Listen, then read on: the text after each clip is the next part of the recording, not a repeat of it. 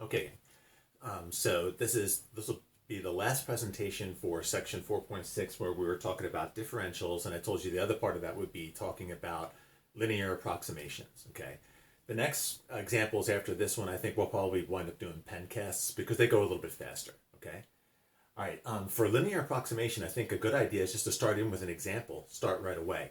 You'll notice in back of me again. So here I've got the graph of just the basic sine function. Okay. Notice that I highlighted a specific point right at the origin, and at the origin I'm going to put the one tangent line.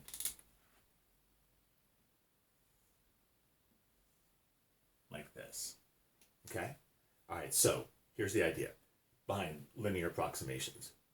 Can we agree that they are two different functions? You got the red graph, which is the tangent line, and you've got the green graph, which is the sine function. Nobody disputes that.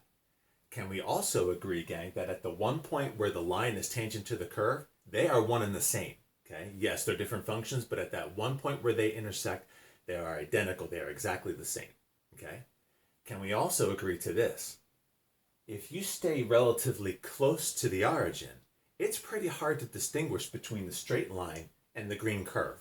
They're essential. They're not exactly the same. They might as well be essentially the same, though, right? Now, move away from the origin, right? The further away from the origin you go, and they separate from each other, so to speak, okay?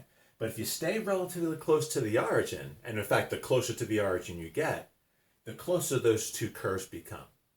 If you get a chance, gang, I encourage you to do this.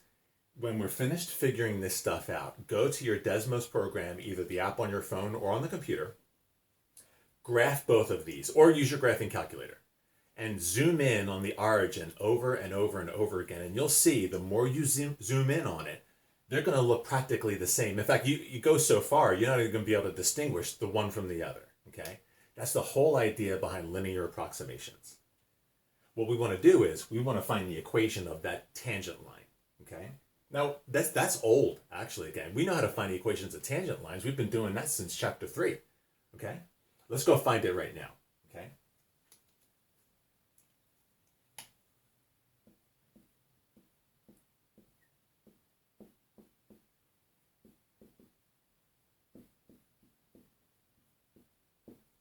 Okay. Now, the point of tangency is at the origin, so the coordinates are 0 and 0, so I'm going to plug those in directly.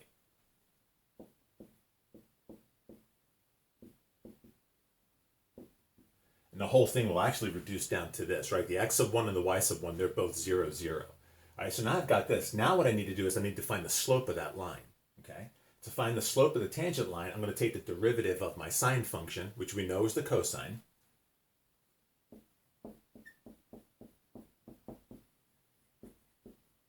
Okay, I'm going to evaluate it at the origin.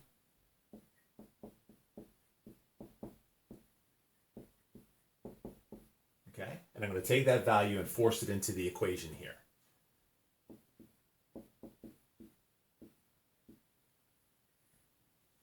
Okay, so what we're saying is that if you remain relatively close to the origin, and the closer to the origin you can get as close to it as you like, the sine function and the tangent line, which is just the identity function, mind you, are essentially the same. In other words, for values of x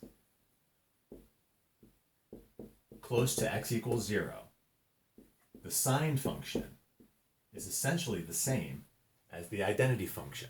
Now, we've seen that before, right? We've seen that in another presentation, right? And remember, I encourage you to try it with a calculator, right? Take a really small angle, like 1/100th, and the sine of 1/100th is essentially 1/100th. So this is like a third time we're seeing something like this, right? Now, the closer you get to the origin, the better that approximation becomes, okay? Another way to write this, in fact, you know what, gang? I'm going to take this, I'm going to put it right up here. Divide both sides by the x. Okay, once again, you've seen that before. You want to change that approximation into an equal sign? Take the limit as x goes to 0, and you're going to have that special trigonometric limit. But the idea is this, though. We can approximate the sine function with the diagonal line y equals x. Okay, that's what linear approximation is, gang. you can approximate a difficult function with a rather easy function, which is the tangent line. Now, you have to be careful. In this example, right, the further away from the origin you get, the worse that approximation becomes. Look, they start to separate from each other. As long as you stay close to the origin, and it'll be the same for all the other problems like that you'll do for homework as well. This is the beginnings of stuff that you're going to be doing in chapter 10, okay? Linear approximation is just a one small piece of the puzzle, like the stepping stone of what we call polynomial approximations, okay? All right, study this, take a look at this, see what you think, and then we'll try another example, most likely as a pencast.